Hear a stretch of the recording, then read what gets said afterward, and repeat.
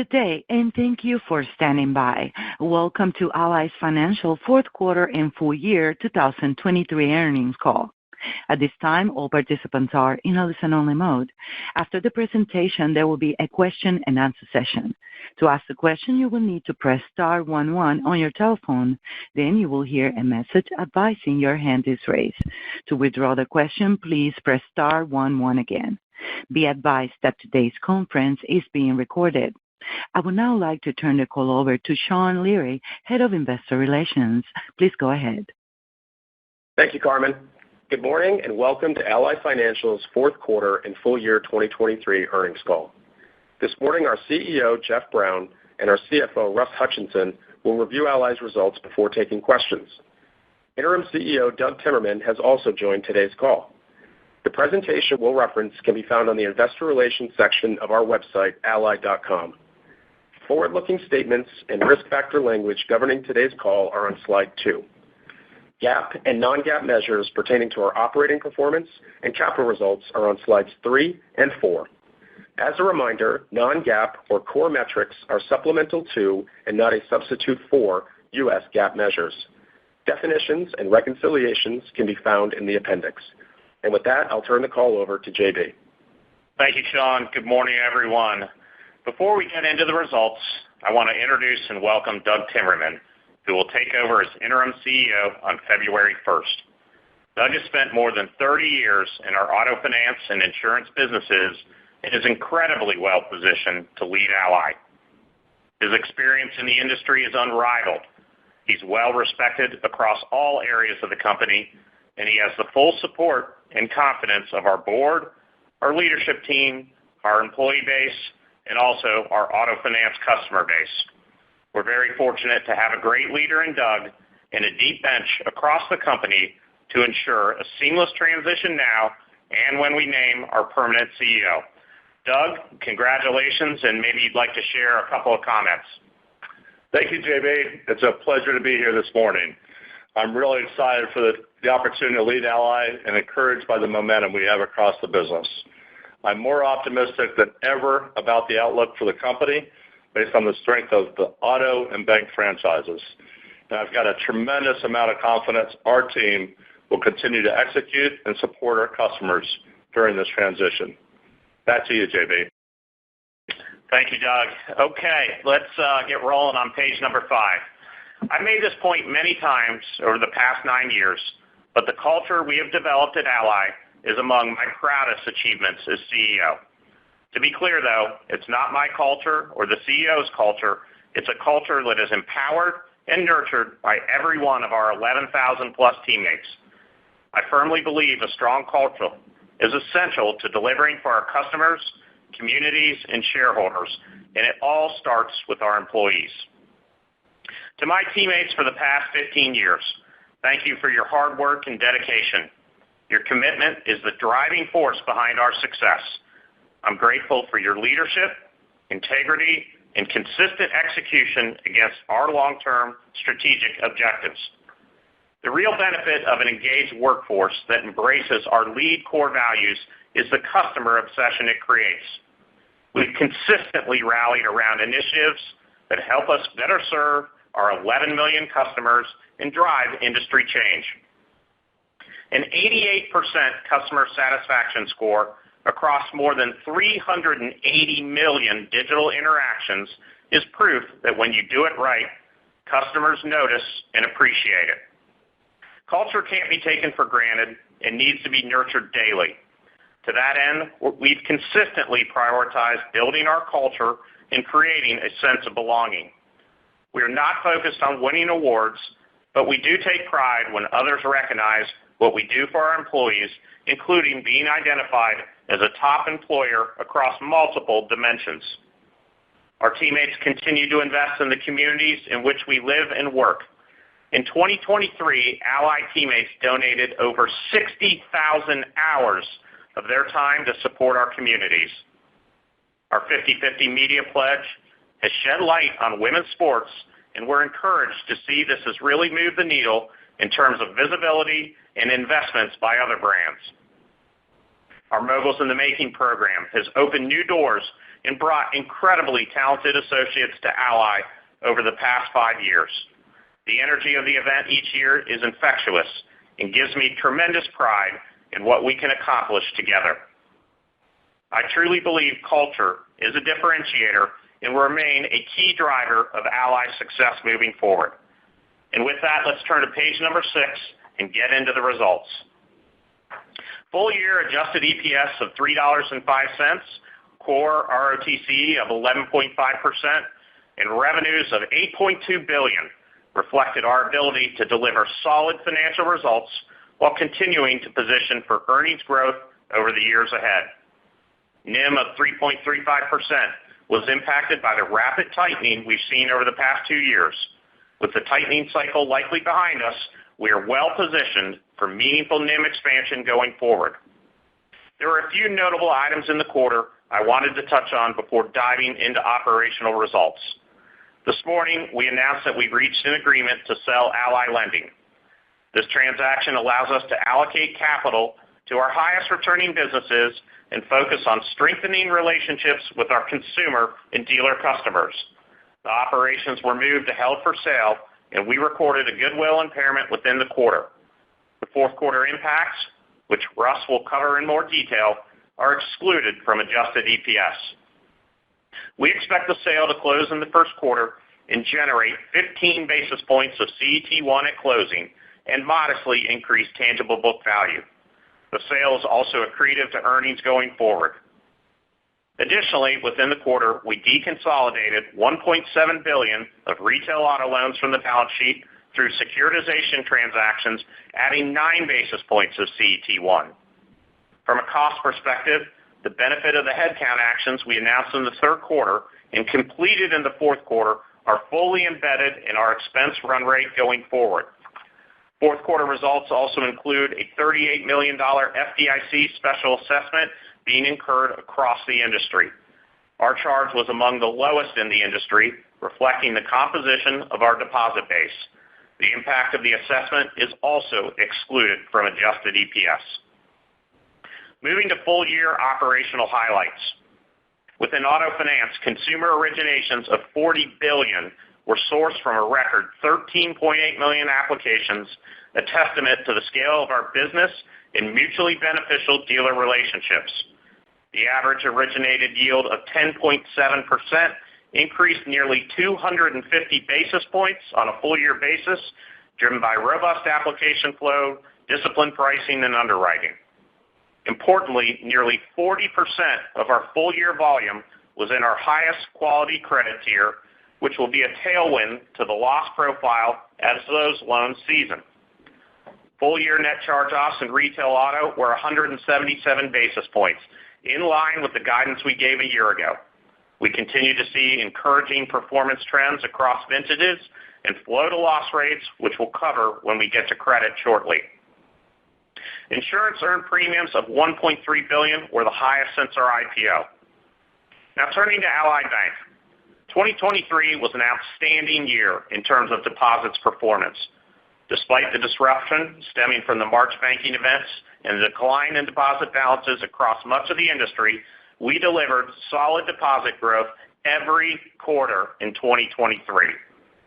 We also saw record growth in customers and now serve more than 3 million customers with $142 billion of deposit balances.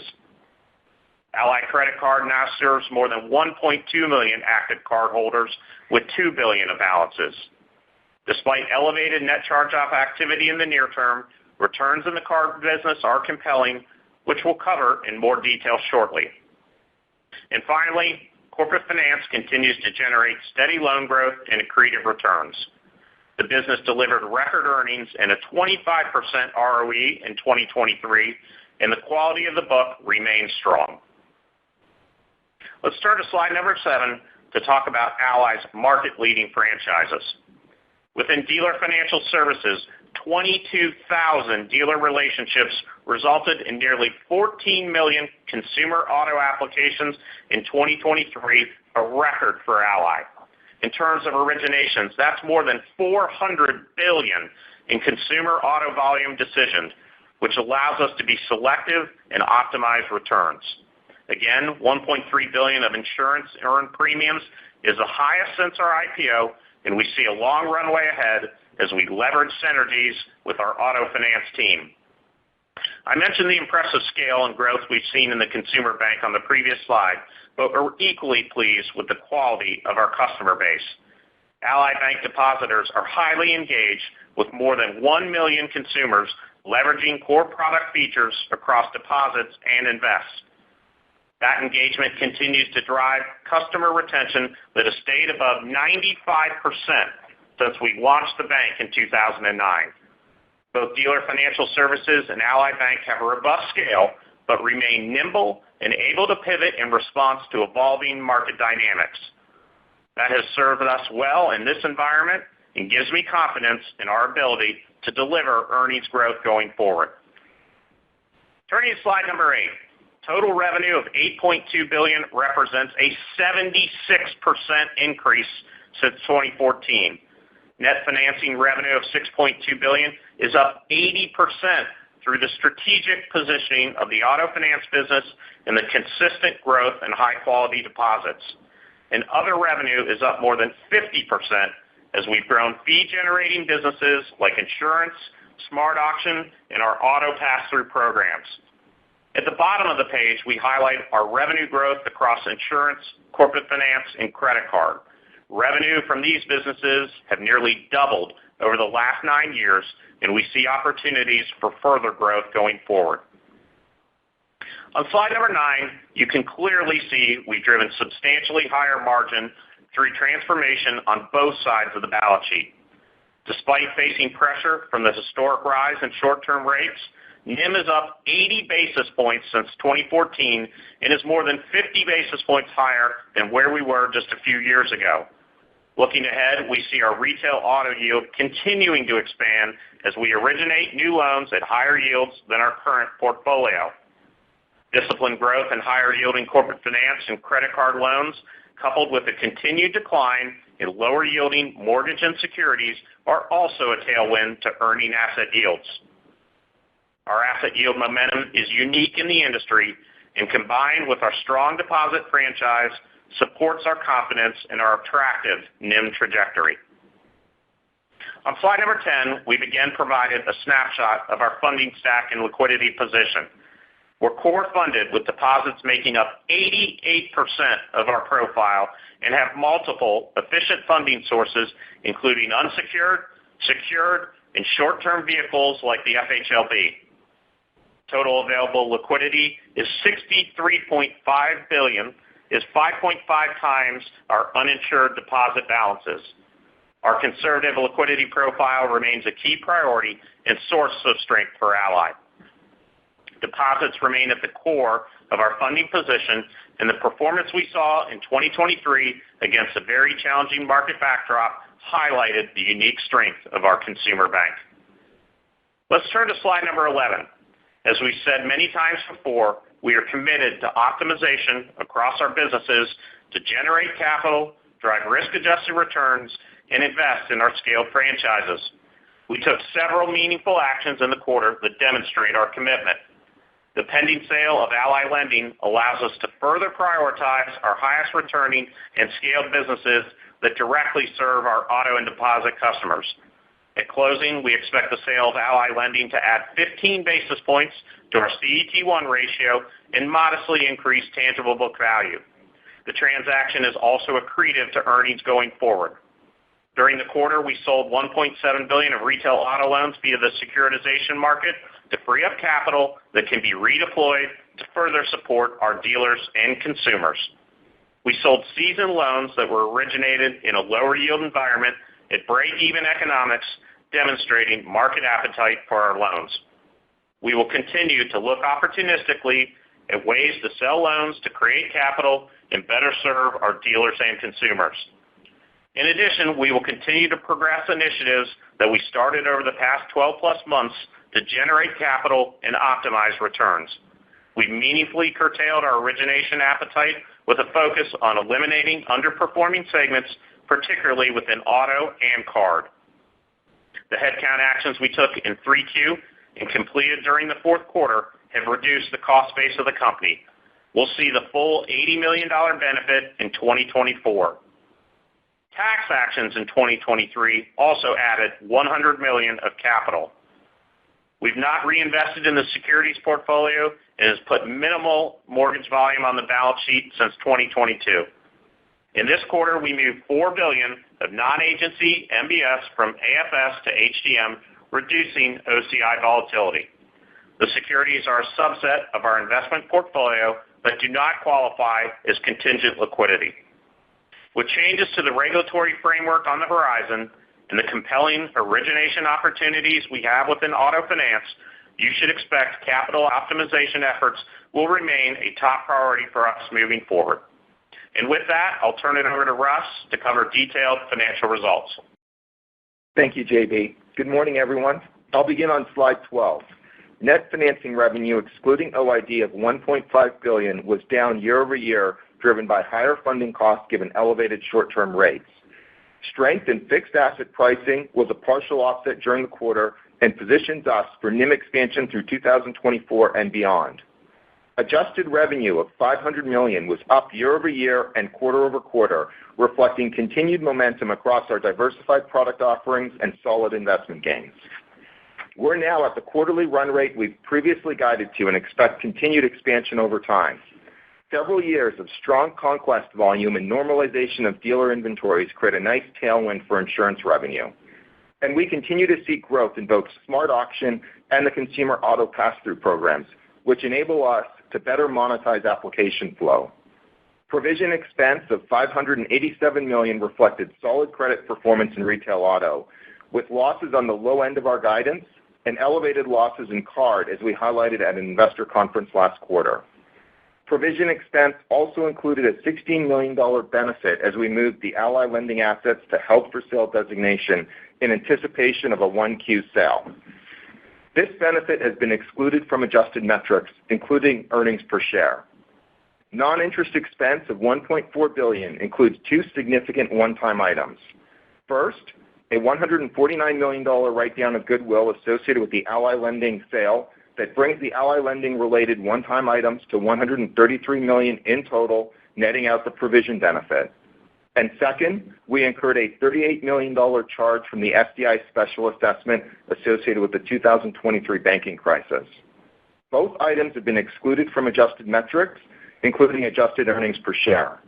Excluding these one-time items, expenses were up around 1.5% on a year-over-year basis, right in the middle of the range we provided in December. Our effective tax rate during the quarter was negative 20% on a GAAP basis. Excluding the impact of lending, the tax rate was around 10%, which was better than expected as we saw strong EV volume during the quarter.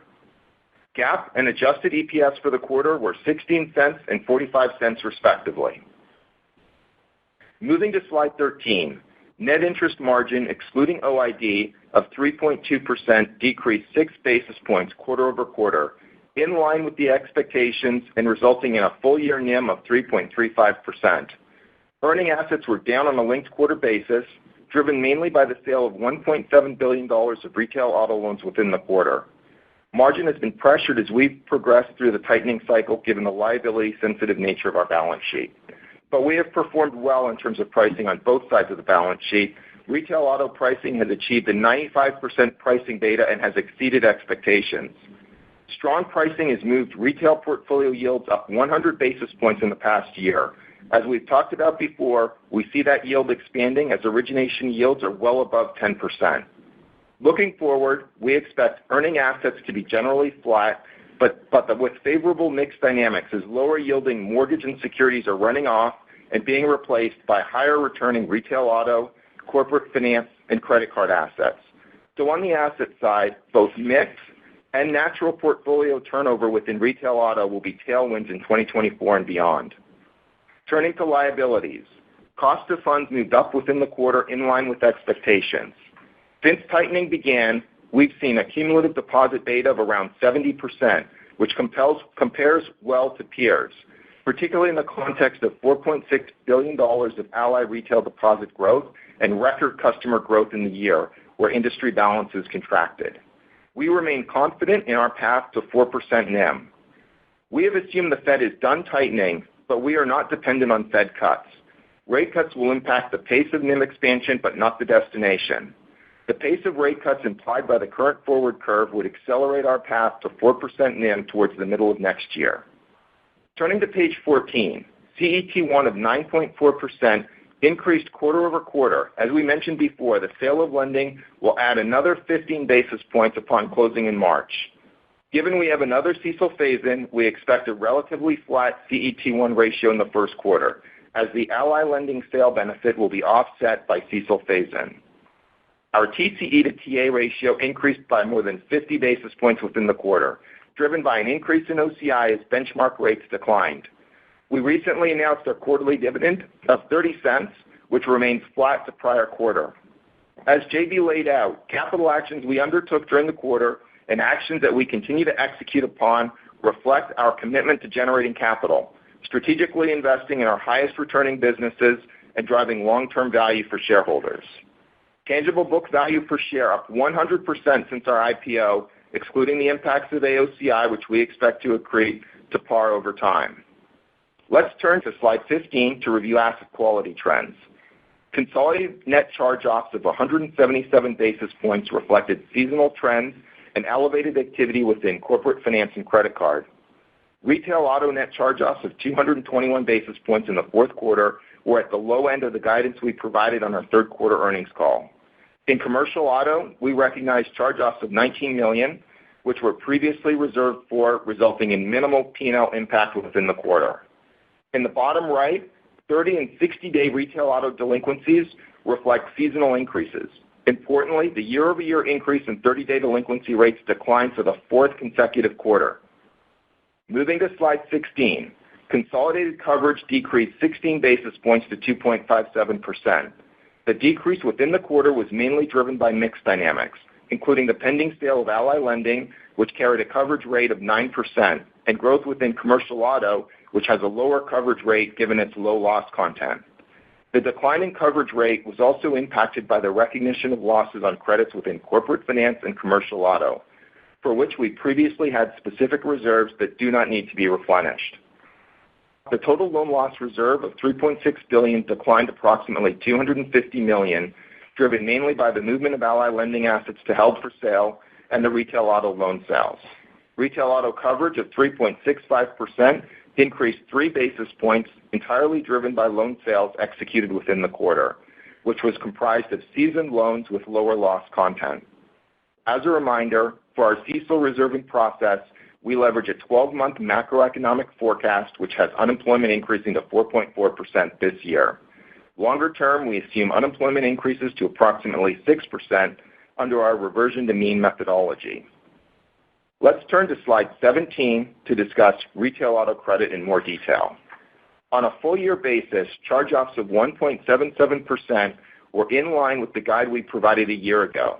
And within the fourth quarter, net charge-offs of 2.21% were on the low end of our most recent guide. Within the quarter, improving front book performance coupled with stable flow-to-loss rates was more than enough to offset softness in used values, which ended the quarter around 5% lower than we assumed when providing 4Q guidance. Looking at delinquency trends, the year-over-year rate of change declined again for the fourth consecutive quarter, with 30-plus up 86 basis points year-over-year, 82 basis points excluding the impact of loan sales. We have been active in optimizing the buybacks to remove underperforming segments and maximize through-the-cycle adjusted returns. Our curtailment actions began in mid-2022, and the cumulative impact of those actions has been significant in terms of volume, but even more so in terms of loss content removed from our origination profile. We continue to be encouraged by granular performance monitoring, with all origination vintages showing improved performance as they season.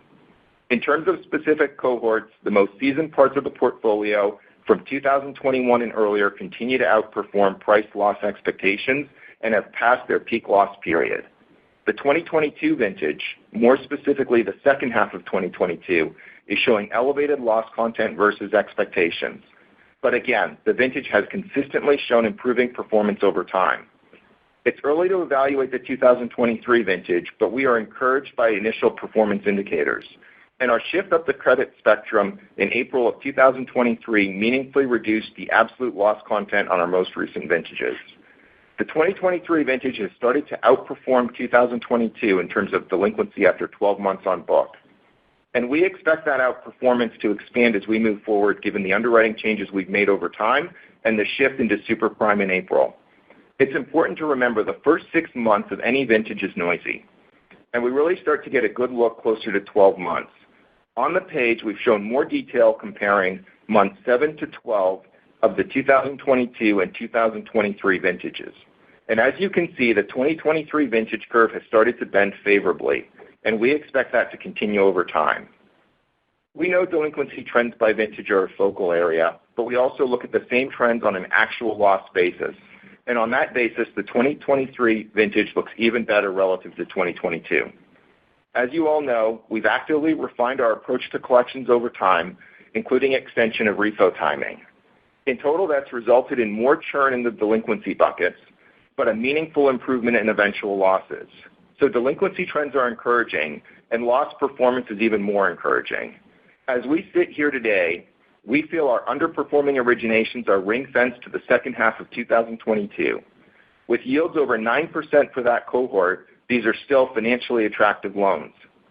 With that vintage entering its peak loss period now, it will be the primary driver of NCO performance in the first half of 2024, which will also see increasing unemployment based on consensus economic estimates. Later in the year, we expect the 2023 vintage will start to drive losses down on a seasonally adjusted basis. We'll talk more about the overall guide later, but putting the retail credit performance together, we expect losses to increase in 2024, but are confident our annual NCO rate will remain below 2%.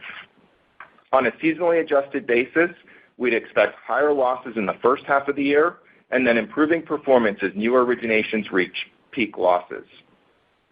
On slide 18, we provide an outlook for used vehicle values, which declined 9% in 2023 and have declined 26% from their 2021 peak. We are assuming another 5% decline in 2024, with much of that decline occurring in the first half of the year. That would result in a total decline from peak levels of just over 30%. We continue to expect used values will stabilize and ultimately settle around 20% higher than pre-pandemic levels.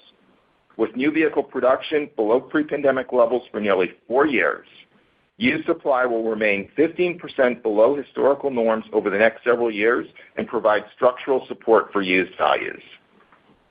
Turning to slide 19, we help our dealers sell as many cars and trucks as possible. As we have said before, we encourage our dealers to send us all of their application volume.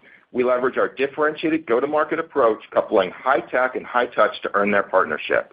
We decisioned over $400 billion of potential loan volume in 2023. Record application flow enables us to be dynamic in what we originate. Our ability to pivot up or down the credit spectrum give us confidence in our ability to continue to book strong risk-adjusted yields. Our pass-through programs allow us to better serve our dealers while providing a mechanism to monetize a greater share of our application volume. Turning to origination trends on the bottom half of the page, fourth quarter volume of $9.6 billion resulted in $40 billion of consumer originations for the year across a diverse set of dealer partners. Used comprised 65% of originations, while the percentage of non-prime originations remained at 9%. The unique scale of our auto franchise and the depth of our relationships with our dealers give us a durable competitive advantage that enables us to be selective and dynamic in what we originate. Let's turn to slide 20 to review auto segment highlights. Pre-tax income of $294 million was lower year over year, driven by higher provision and non-interest expense. Provision reflected typical seasonality, while expenses were the result of elevated repo costs across the industry and requisite spend to support the strength and scale we just highlighted. Looking at the bottom left, originated yield of 10.8% was up 124 basis points from the prior year, reflecting significant pricing power throughout 2023. Importantly, 43% of our retail volume was in our S tier, which represents the highest concentration within that tier in more than a decade. The total portfolio yield increased 8 basis points within the quarter, including a lower contribution from the hedge portfolio. Excluding hedge, the natural portfolio yield increased 27 basis points this quarter, reflecting the repricing momentum that will continue going forward. The bottom right shows lease portfolio trends. Gains declined quarter-over-quarter, driven by a decline in used values and lower termination volumes, partially offset by a reduction in dealer and lessee buyouts. Turning to insurance results on slide 21, core pre-tax income of $62 million included the highest premium earned since our IPO and solid investment gains. Total written premiums of $333 million increased 17% as we remain focused on increasing dealer relationships and benefit from normalizing inventory levels. Insurance losses of $93 million were up $30 million year-over-year, driven by portfolio growth, increased GAAP losses, and the cumulative impact of inflation. We have provided additional detail on loss performance given the normalization of our GAAP losses over the past year and the increase in our non-weather P&C losses. Non-weather P&C includes losses from our garage insurance product and inventory theft, which have increased over the past year. We've been very active in terms of loss prevention and pricing for increasing loss activity and are confident in the growth opportunities ahead for insurance. Moving to Ally Bank on slide 22, retail deposits of $142 billion increased $4.6 billion year-over-year and $2.2 billion quarter-over-quarter, demonstrating the scale and resiliency of our franchise. We grew our customer base for the 15th consecutive year, and net customer growth of 359,000 for 2023 is the highest in Ally Bank's history. We now serve as a relentless ally for more than 3 million customers. We also continue to see growth in multi-product customers and maintain our industry-leading customer retention rate of over 95%. Turning to slide 23, Ally Credit Card provides a direct-to-consumer digital product offering with a compelling return profile. From an ALM perspective, card provides a floating rate asset with an attractive margin and further diversification to our liability-sensitive balance sheet. From a customer perspective, the existing near-prime product fits well with a meaningful portion of our auto and insurance customers, and we're actively developing a product set that would meet the needs of our deposit customers. In addition to delivering a great customer experience, we remain focused on credit management and measured, prudent growth within the card business. Losses in the portfolio have increased in recent quarters and are expected to peak in mid-2024. The dynamics in our portfolio mirror what has been observed across the industry, specifically weaker performance in the 2021 and 2022 near-prime cohorts, which have been the most impacted by inflation. For Ally, those cohorts represent a majority of the total portfolio, resulting in a more pronounced increase in portfolio-level loss rates. Beginning in 2022, we took significant credit tightening actions on both new and existing accounts. We reduced exposure in higher-risk segments by over $300 million in 2023 because of our tightening actions, including a 20% reduction in new accounts coupled with reductions in credit lines. Heading into 2024, we expect these tightening actions on new and existing accounts to curtail more than $500 million of exposure. In terms of overall portfolio performance, the return profile in card is compelling, even in this period of elevated losses. Gross revenue yield, including fees of 27%, provides significant return resilience to absorb loss volatility.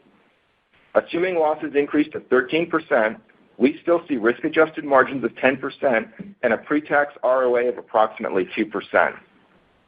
Assuming normalized losses of 9%, we expect a mid-teens risk-adjusted margin in line with expectations when we entered the business in 2021, driving a pre-tax ROA of 5% and enhancing the overall return profile of our largely secured balance sheet. Those economics reflect Ally's consolidated cost of funds and include all operating costs, excluding expenses from the 2021 acquisition of Fair Square and allocation of corporate overhead.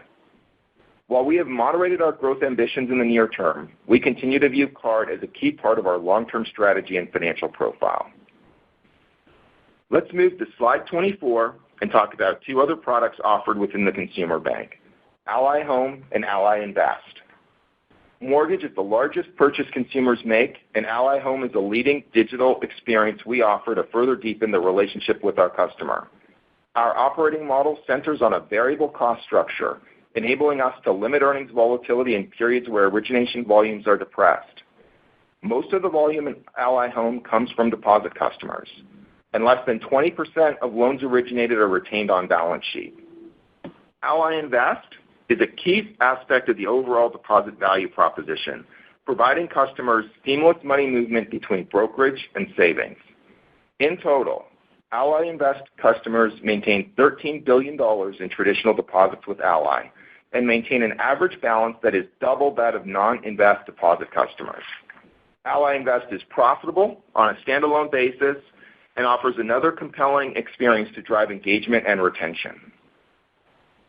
Mortgage results are on slide 25. Mortgage generated pre-tax income of $24 million and $224 million of direct-to-consumer originations, reflective of the operating environment. Operating expenses declined nearly 20% on a year-over-year basis, reflecting the benefits of our partner model. We remain focused on a great customer experience for customers rather than a specific origination target. Turning to corporate finance on slide 26, full year 2023 pre-tax income of $307 million is the highest since our IPO. Our team is made up of industry experts with a long history in the business. Over the past 5 years, ROEs have been 24% on average, including 25% in 2023. Our $11 billion HFI portfolio is up 7% year-over-year, reflecting disciplined growth. On the bottom left, we highlight net charge-off history. Charge-offs in this business are driven by specific exposures and therefore inherently choppy. Across the total portfolio, our average annual NCO rate was 30 basis points since 2014. Excluding healthcare cash flow loans, the NCO rate was 7 basis points. When performance began to deteriorate in 2020, we promptly ceased healthcare cash flow originations. This portfolio is in runoff and accounts for less than 1.5% of loan balances.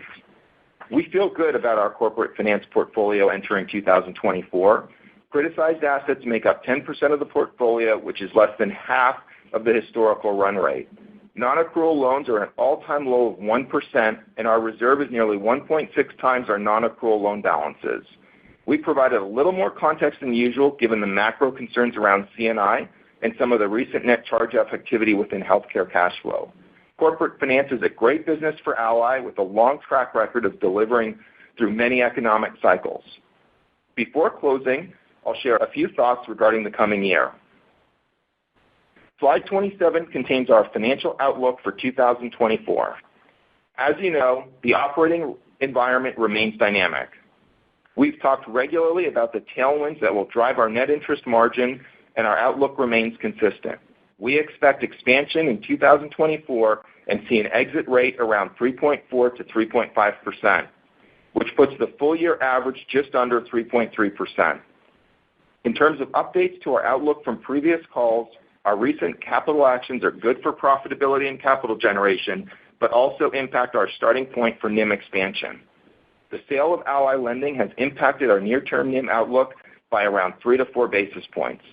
When combined with curtailments in the card business, our NIM outlook for 2024 now incorporates 5 basis points of near-term impacts, given the gross margin on those products.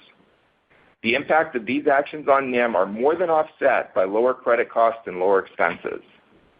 In addition to lending and card impacts, we also have higher securities balances in the near term based on the OCI rally, which could be a modest headwind to NIM if it sticks. We continue to be confident in our NIM expansion for 2024 and see an exit rate between 3.4 and 3.5%. However, these factors cause our starting point for NIM expansion to tick down. We have assumed the Fed is done tightening, but we are not dependent on Fed cuts. Given the 4Q rally in rates, we took the opportunity to add to our pay-fixed hedge exposure, which protects margins should cuts not materialize in March as the forward curve is suggesting. We do not expect a meaningful impact on our 2024 NIM, whether or not the Fed commences cuts in March. The pace of Fed cuts implied by the current forward curve would, however, accelerate our path to 4% NIM towards the middle of next year versus the very end of next year in a more flat rate scenario. We have continued to position the balance sheet in such a way that near-term NIM expansion does not require lower rates. Turning to other revenue, We expect 5 to 10% of growth in 2024, driven by continued momentum in insurance, smart auction, and the auto pass-through program. Asset levels are expected to remain relatively flat year over year, but with a favorable mixed benefit of higher-yielding loans replacing securities and mortgage. In terms of credit, we see retail auto net charge-offs increasing versus 2023 as our underperforming vintages make their way through peak loss in the first half of the year. But as I said, we're confident retail auto losses remain below 2% for the year. Total charge-offs for the company of 1.4 to 1.5% reflect the increase in retail auto and credit card, partially offset by the sale of Ally Lending. We remain committed to cost discipline and have updated our prior expense guide to reflect the sale of Ally Lending. In total, we see expense growth of less than 1%, and we now expect controllable expenses to decline by more than 1%. We've taken another meaningful cut of expenses to reflect the sale of Ally Lending. We are currently estimating full-year tax rate of 18%. However, we continue to realize benefits from EV tax credits and broader tax planning strategies that will likely result in quarterly fluctuation like 2023. So a lot of moving pieces within the P&L, particularly around the sale of Ally Lending, but not a real change in our outlook. With the tightening cycle potentially behind us, we are confident the company is set up for meaningful earnings expansion over the next several years. We see a clear path to 4% net interest margin and a mid-teens ROE over the medium term. The exact timing will be driven by several factors, including rates and consumer health. We acknowledge continued uncertainties heading into 2024. However, we remain confident in our ability to continue to execute against the controllables and drive long-term shareholder value. And with that, I'll turn it back to JB. Thank you, Russ. The strategic priorities we've established guide everything we do and are unwavering, and will remain essential for Ally's long-term success for years to come. First and foremost, we've worked to ensure strong alignment between our culture and all our stakeholders. We've built differentiated offerings across our businesses for both consumer and commercial customers and seek to find ways to highlight our unique position in the market. We'll continue finding ways to disrupt the industry and remove friction for customers by delivering leading digital experiences. This morning's call highlighted some of our recent actions, which make it apparent that our disciplined approach to risk management and capital allocation is only heightened in this dynamic operating environment. We've executed a remarkable transformation, and I'm confident in the team's ability to leverage these priorities going forward, allowing Ally to thrive for many years to come. As this is my final time with you, I want to thank you all for all the support.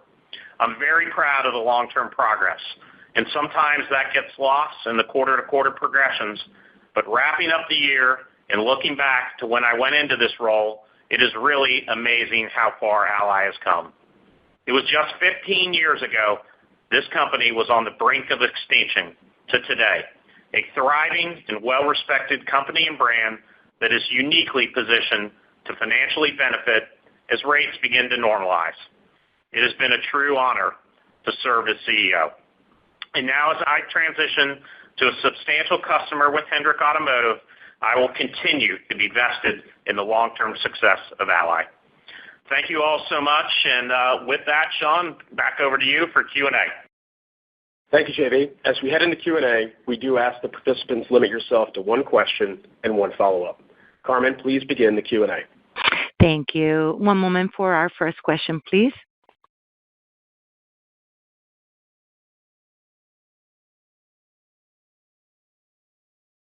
And it comes from the line of Ryan Nash with Goldman Sachs. Please proceed.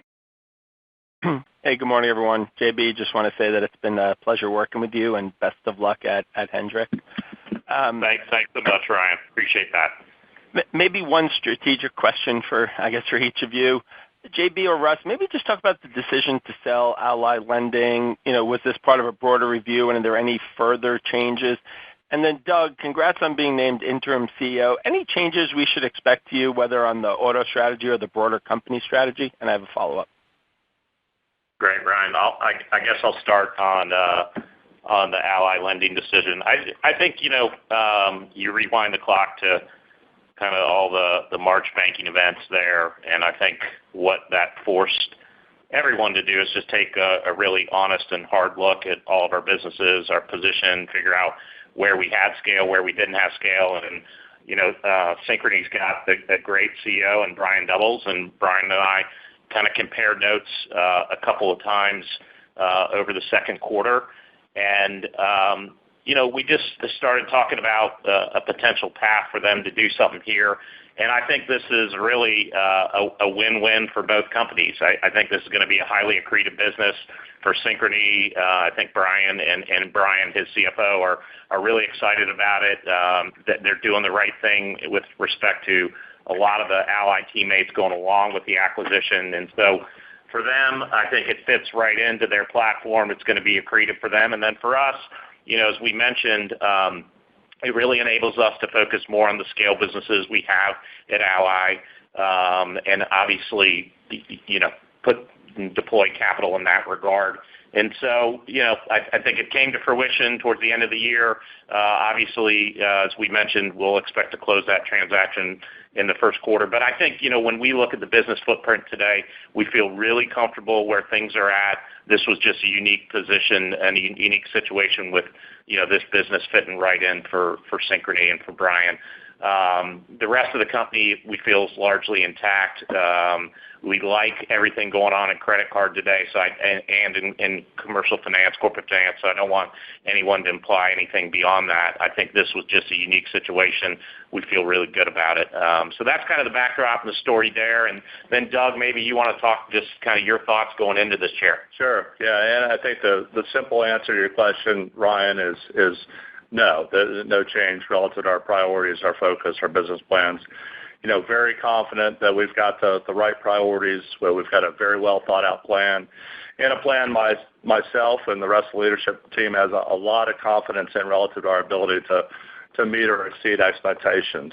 So I think we're very well situated there. Relative to your reference in the auto business, we pointed this out in the prepared remarks, but the competitive environment, is certainly favorable.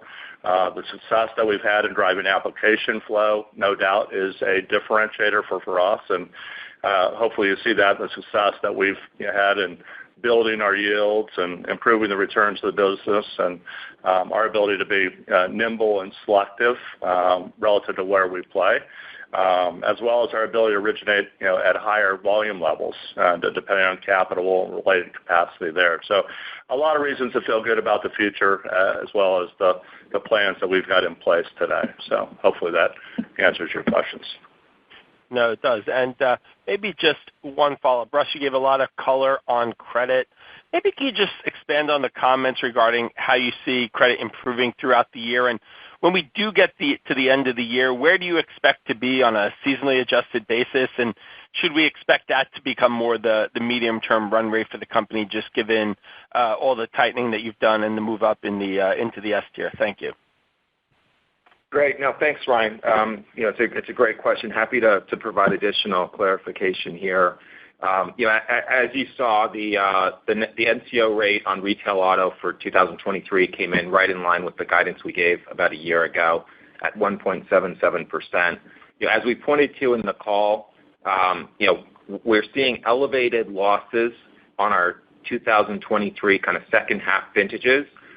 Those vintages are really ending and entering their prime in terms of loss development through the first half of 2024. And so we expect that to drive our loss rate overall for 2024 up a tick from the 177 we printed in 2023. That being said, we're confident as we look at over the course of the full year that we'll keep our NCO rate below 2% across the full year. But again, on a seasonally adjusted basis, we'll enter 2024 elevated based on that 2022 second half vintage. But as we pointed out during the call, as we enter the back half of the year, we're really going to see a lot of the benefit from the curtailment actions that we started putting in place. And we'll see those 2023 vintages, really start to drive our loss experience in the second half of the year, and we'll see that improvement.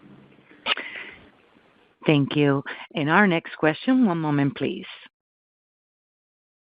comes from Sanjay Sakhrani with KBW. Please proceed. Thank you. Good morning. And JB, good job as CEO of Ally, and good luck. Thank you, Sanjay. Appreciate that very much. Yeah. Maybe we could just, Russ, talk about the progression of the NIM. I know it sounds like you guys haven't baked in what the forward curve is assuming, but let's just assume it's correct. Maybe you could just talk about the natural tailwind to the NIM as we're sort of we're remixing, and then sort of what the liability sensitivity would imply over the course of the next year or so. Yeah, no, that's great. Happy to do that, Sanjay. Yeah, look, I think as we said on the call, if you take the current forward curve as it is, 6 cuts in 2023, 2 more cuts in 2025. Obviously a rate outlook that's favorable relative to where we were a quarter ago. Based on that outlook, we think we get to our 4% NIM, kind of right in the smack dab middle of 2025. That being said, we think about our business in terms of a variety of interest rate environments. And certainly, to the extent that the forward curve didn't materialize as it's currently constructed, and we're in a more flattish environment, that would extend the path to 4% NIM towards probably the very end of 2025. And so, again, we don't like to run our business in a way where we're dependent on Fed cuts. But the way that we look at it based on a number of different scenarios and a range of different outcomes. And I think that's kind of where we are. Current rate curve, middle of 2025. More flattish scenario takes us to the very end of 25. And I would say, look, we took the opportunity last quarter during the rally to further put on pay fixed hedges, and that gives us some insulation through the course of 24, such that we think in a variety of potential rate outcomes, our outlook for 24 is pretty much unchanged. So we'll kind of stand by our 3.4 to 3.5% exit rate, even in a world where we don't see that first Fed cut in March. Okay, great. That's very helpful. And I guess my follow-up question, I guess this is for you, JB. It might be a question for the board. Just, where are we with timing of a final CEO? I think it's obviously taken a little bit longer than we thought. Doug obviously sounds very qualified, so I'm just trying to get a sense of sort of how we should think this plays out over the course of the next months or so. Yeah, I mean, Sanjay, I think appreciate the question, and what I would say is the board has been very hard at work. These things not always go in a perfectly straight line, but there's been an extraordinary amount of effort in interviewing, and I think what I've appreciated about our board, and I've been involved in it, is not willing to sacrifice. I mean, we want to get a great operational leader, a great cultural leader, somebody that understands the nuances of banking, and so we've been very disciplined in that regard. I would expect over the coming quarter, we will be in a position to announce somebody permanent. But again, it's still a very fluid process. I think very fortunate to have Doug here ready to go, have a really strong leadership team behind Doug. Doug's got the full support of them. He's got the full support of the board, the customer base, and he's been around the block. So our employees know him, and he's going to slide right in. So I'm not worried at all about continuity in this interim period, but I think over the next few months, that should be your baseline expectation to when we'll have a permanent candidate. But again, no sacrifices here. We're going to make sure we get the right next leader to build on the foundation we have in place today and carry the company forward. Thank you. One moment for our next question, please. And it comes from the line of Jeff Adelson with Morgan Stanley. Please proceed. Yes, hi. Thanks for taking my questions. I guess I just wanted to circle back on the net interest margin commentary.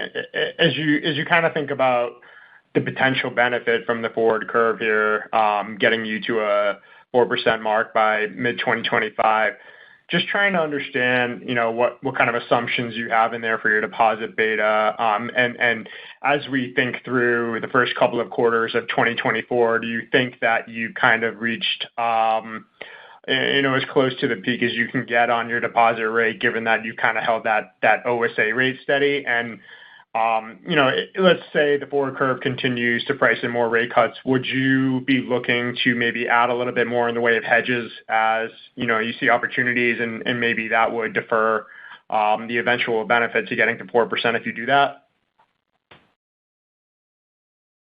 Great. Thanks, Jeff. Thanks for your question. Look, I think as we think, and maybe I'll start on deposit pricing and kind of maybe you've seen we put in another set of rate reductions on the CD side this morning, our second so far in 2024. And so, we're definitely seeing some benefits already from the interest rate environment. All that being said, as we think about our deposit pricing and rates, our expectation is that, we don't see our deposit pricing adjusting immediately, but it does adjust. And to the extent that there are further rate cuts in 2024, we'll see that in our deposit pricing, but we'll see it in a delayed way. In terms of our deposit beta, we've been running around 70%. That's still our expectation going forward in terms of deposit beta. And so I think hopefully I answered most of your questions there, but let me know if I've missed some. And just on the hedging, the opportunity to do more there. Yeah, look, I think our sense is the Fed is done on tightening. We obviously are somewhat opportunistic in the market in terms of just kind of looking at what the outlook is. We took advantage of an opportunity in the fourth quarter where there was a real rate rally to take some of the variability off the table for us over the course of 24. Hard for me to project kind of how the markets will behave kind of going forward. But look, certainly if there are opportunities that make sense for us, we'll pursue those. But again, I'm not gonna speculate on rates. Thank you. And one moment for our next question, please. And it comes from the line of Rick Shane with J.P. Morgan. Please proceed. Good morning, everybody, and thanks for taking my question. Jeff, I'm really glad I got on the line. It's been a pleasure covering your company, and I've really admired what I see as your commitment to the culture and ethos of Ally, and it really is a great legacy. So congratulations, and thank you so much. Thank you, Rick. That means a lot to me, and one of the CEOs I greatly admire is at the top of your firm. That always prioritizes people and does things the right way. So it's been an absolute honor leading Ally, and appreciate your consistent support as well, Rick. So thank you. Thank you. I wanted to talk a little bit about two trends in terms of auto. What we keep hearing is tightening of credit and raising of rates. The borrower quality is going up, but essentially affordability is going down. Russ, you showed us slide 17 where you basically start to balance that out in terms of the impact on credit. But I am curious, when you think about loss frequency, given the decline in affordability, is this really ultimately going to be a net positive? One thing I would mention is that when I look at that slide, it doesn't contemplate the impact of the huge decline in gas prices during the sort of comparable windows. The 22 vintage sort of peaked or was seasoning as gas prices were going up sharply. The 23 is seasoning as gas prices are going down. So I think when you sort of neutralize for that, I'm curious if you actually think frequency will improve. Yeah, no, it's a fair question. As you can imagine, we pay a lot of attention to credit. We're constantly looking at vintages on a monthly basis and even sub-segmenting within that to understand the performance of our book. I would characterize, obviously, the losses on the 2022 book as being elevated. It's interesting that elevation in loss content is coming at a time when employment is so strong. And so we characterize that as something that is very much driven by inflation and a number of our borrowers struggling with this inflationary environment. So, that impact is not lost on us. That being said, as you can imagine, we monitor our credit quite closely. We also pay a lot of attention to servicing, and we've made a number of adjustments to how we service, in particular timing of repossession. We have found we get better outcomes delaying repossession. It feels giving our collectors additional time to work the credits and giving our borrowers a little additional time tends to work out in our favor, and we're getting better outcomes by doing that. And so we can see that in terms of the way that we look at our delinquency rolls as well as our flow to loss. Our flow to loss rates have continued to be favorable going through this cycle. You can imagine we're looking at our vintages at a much more granular level than what's available publicly. And so, when we look at page 17, that chart in the bottom middle, and you can see that 2023 vintages starting to bend away from the 2022 vintages in a favorable way. What gives us confidence there in that trend continuing and expanding is our more granular look as we look month to month. And, as we pointed out on the call, that the first 6 months of any vintage is a little bit choppy as they season. But as you can imagine, as we're looking at this on a month-to-month basis, looking at improvement through March, April, May, and even getting an early read on June, July, August, gives us a lot of confidence in that curve continuing to bend. And we look at it again, looking at delinquency, looking at flow to loss, and actually looking at loss development, as we look across these vintages. So, we totally hear you on the point. Inflation is definitely a factor. But again, our kind of more granular analysis gives us a lot of comfort that one, we've boxed the issue to the second half of 2022, and that the 2023 vintages show great improvement and great improvement as you look month to month, and also gives us confidence in terms of our overall outlook around retail auto NCOs. Terrific. That's a very helpful answer. Thank you, guys. Thanks, Rick. Thank you. One moment for our next question, please.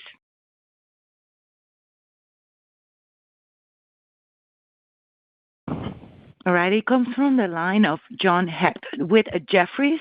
Please go ahead, John. Morning, guys. Thank you for taking my questions, and good luck with everything, JB. Definitely enjoyed working with you. John. Thank you. Thank you. Just with respect to NIM this year, how do we think about the yield side? I mean, you guys have obviously you've been very effective at increasing the new loan yields.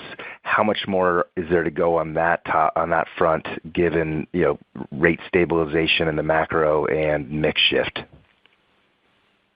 Yeah, look, I mean, fourth quarter yield expanded again to 10.8%.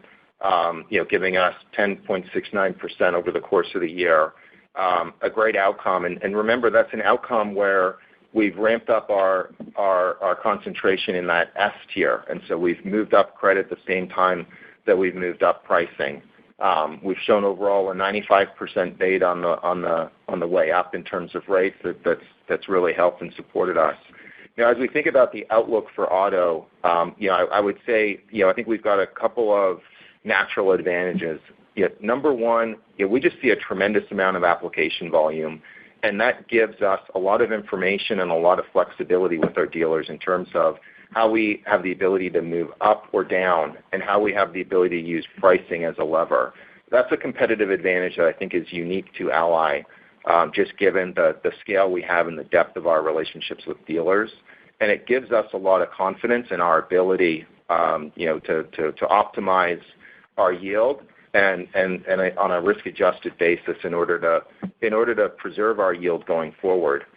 At this point, I don't think we expect our yield to continue to rise, but we do expect that we can basically use credit and pricing to maintain yield as we move through 2024. Okay, very helpful. Thanks. Maybe one add-on there is, though obviously new originations continue to come on higher than the overall portfolio yield. So you've got this nice natural tailwind that's going to show itself. So you would expect the overall portfolio yield to continue increasing for the next several quarters. Yeah, that's right. When I talk about yield, I was really focused on the origination yield, maintaining near the level where it is today. But obviously, in the portfolio side, that is a natural tailwind.